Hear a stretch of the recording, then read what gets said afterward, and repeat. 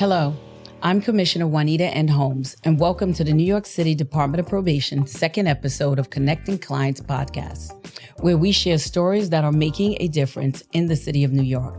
Today, I'm excited to be joined by Associate Commissioner Ralph Difiore, who has been working at the agency for over 30 years. He leads our intelligence division, which is a specialized team that supports public safety by gathering, analyzing, and sharing critical information to prevent and address criminal activity involving our clients on probation. So, Ralph, welcome to our second episode, and thank you for agreeing to be our second guest. Thank you for the invitation, Commissioner. I appreciate the opportunity to come down and have a conversation with you. Great. So, as you know, I've been here a little over 2 years. When I walked in, we had this specialized unit established. Tell us a little bit about what that unit was designed to accomplish. Intel has always existed historically at probation. But when you came into the agency, I think the conversation was around how do we improve what we were doing in terms of intelligence gathering, working with other law enforcement partners, trying to put an emphasis on things that needed attention. And a big part of it was how do we address the backlog of violation of probation bench warrants. So our conversations were, what could we do to address that? And one of the things that we created at Intel was a warrant unit to focus on that issue. The other thing that changed with Intel since you joined the agency was how do we train the line staff, the supervision staff, to try to take up some of the duties that Intel office were serving, because Intel's focus is primarily on field activity. So how do you train the line PO and the supervision PO who may not have been in the field to do some of the duties so that Intel could be freed up to kind of really focus on some of the higher risk probationers? Right. So as I always say, Intel is here to bolster our efforts. So like you said, originally when I came in, and that's why training is constantly evolving. Initially, I said before it was 3 months, I believe. It's now 5 months, soon to be 6 months. And like you said, the individuals that are tasked with supervising these individual probation clients were not trained to go out in the field and do specific visits that should have been done or that are being done now, right? And that entails just going up, checking on them, whether it's at Department of Education, whether it's their employment we're verifying, or simply verifying address where they reside at. But more importantly, with some of our clients that have been involved in some serious offenses, going there and conducting what's called a condition of search, which is a mandate by a lot of our judges. So I know your team has been out there hitting the ground running. Tell us a little bit about what that warrant population looked like when I first walked in. Yeah, the warrant population, well, the conversation we had and the direction we wanted to move was how do we focus on the active warrants that involve violent felony offenses? So we targeted that population. We looked back for the past 5 years and we said, who is in violation status that's not in compliance and not reporting to probation that fits that criteria? So a lot of those cases involve people on probation that might be on for a firearm offense, a robbery offense, an assault that involved a victim. And the unit was put together with some of the most veteran and some of my best staff. And we worked towards just trying to address those warrants that were more current, because there is a historical population within probation that could go back 10, 15, 20 years. They can be misdemeanors. So it's a wide pool of probation clients. But by targeting on more recent violent felonies, the unit was able to go out and have a lot of success. And they returned a lot of probation clients to court. And the outcome isn't always negative. It's not always return to court, remand, or incarceration. It's somebody that just returns to court and given another opportunity by the judge to kind of demonstrate that they're going to make a positive change. So we get different outcomes. Right. No, which is great. And like you said, this does stem back sometimes. You say you're being generous, 20 years. It may be 50 years. I think we had some warrants from the 70s when I walked in, which is concerning, right? But I know our general counsel has met with the judge administrator, the judge that's signed as the judge of administrations to kind of get rid of some of those misdemeanor warrants, right? Especially individuals that have not been touched by the criminal justice system in 20, 30 years. We don't even know if they're still, around actually. Right. Which is great. And I'm glad we were able to help mitigate that and kind of reduce that warrant caseload. But also, you were tasked with the referrals. Like I said, if someone had what we considered a very violent person that was on probation, not the norm until we were met with raise the age. So a lot of times, you think about those individuals that were being offered probation, because like I said, it's not part of the Constitution, right? It is really a gift for someone to be met with a judge saying, I'm going to sentence you to probation, community corrections. It is a second opportunity in just that being afforded to you. But when I think about that, I think about the population now, especially our juvenile population, which has doubled since raise the age. And also we're being met with supervising individuals that have been involved in violent felonies. So very tasking in itself. But tell us a little bit about what that looked like and how your unit worked, because you're citywide, correct? Yes, we're citywide. We try to be borough-based, so every borough has a dedicated unit. We have specialized units, but I'll use consent to search as an example, right? So when you came into the agency, there was an emphasis on trying to train staff that's the line supervision PO. That's the person that has the primary responsibility for the probation client.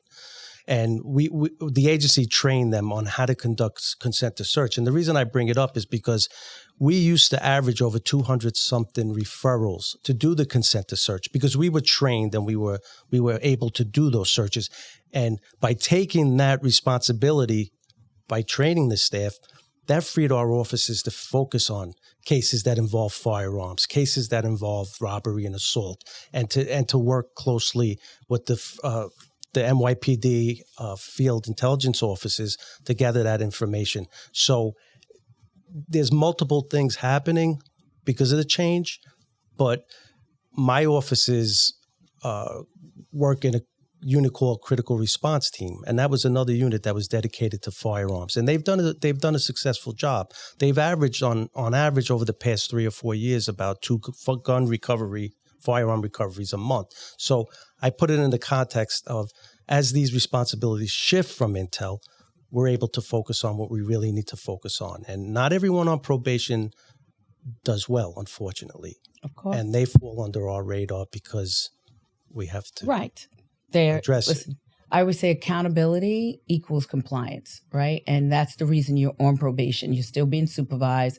You don't have the same liberties as a regular citizen in the community of New York City, right? It's called community corrections. So you still have to make sure that you're compliant with what's being designed for you to succeed, actually.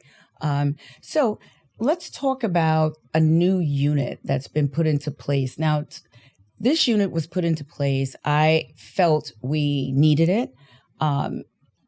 It's actually bolstering the same thing, bolstering efforts, but with a new lens. So now this unit's focused on recidivism, right? So we see the increase in recidivism. And naturally, when I walked into the agency, looking at the recidivism numbers, I kind of knew it was what I call smoke and mirrors. And then it was confirmed that some time ago, the recidivism numbers were kind of high. They didn't want to report that to the community. So they established a formula that made it look smaller than what it was. And what do I mean by that? If you have 10 clients that reoffend 10 times each, that's 100 offenses. But it was only being reported as 10 offenses because they were only counting the clients. So which explains why we now are seeing, with this full transparency, an increase in recidivism, but more importantly, real, true reoffending numbers. And I always say you need true data and metrics in order to focus and really think about how can we have a reduction in that specific area. So that's how the focus supervision unit was, I guess, morphed as a result of identifying a true need for it. And talk to us a little bit about that new unit and what it's entailed in getting them ready to get up and running. Okay, so we have 24 newly assigned officers to Intel, and they will be assigned to a borough. And one of the things that we wanted to do was kind of make a balance. So we have assigned veteran officers who have Intel experience and field experience with some of the newly assigned officers. And those officers' caseload will be individuals on probation that have had multiple rearrests or may not be in compliance with every condition of their probation. And what the emphasis for this unit, this focused supervision unit, will be to go out and do an enhanced layer of field activity on these cases.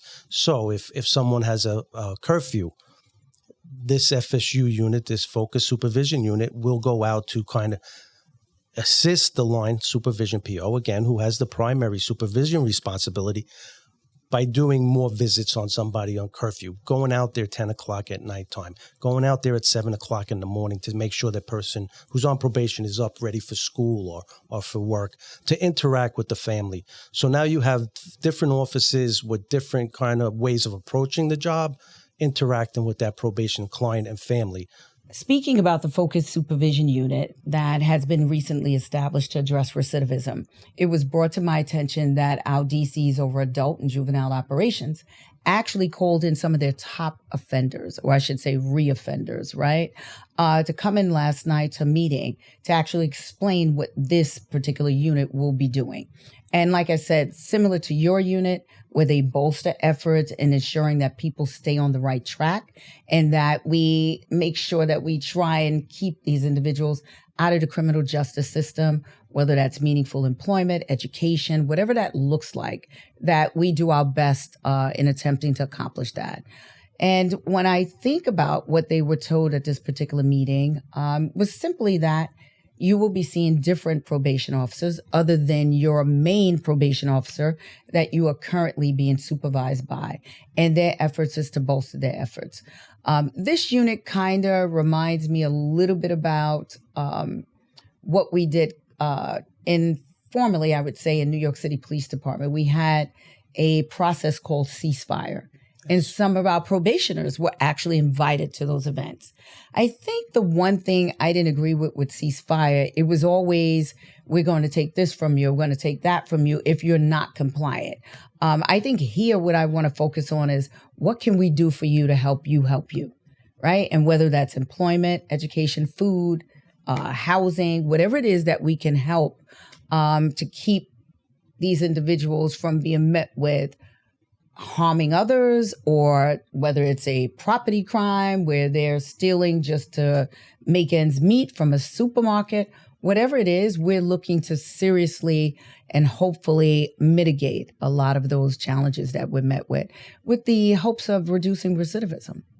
Right. I had the opportunity to be up in the Bronx yesterday, and I will say, I think the deputy commissioners and the associate commissioner for adult did a good job, because I think DC Kelly gave a real message. Like, he was real with the probation clients that were there.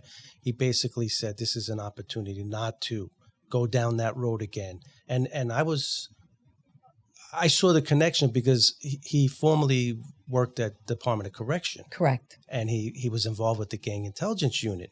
And a lot of the probation clients that were there recognized him from his prior position. So there was this connection that he had. Like, I know where you're going to be because I was there with you. And then on the flip side, I saw a number of probation clients after having the message about, you will have other officers visit you. This is why you are here.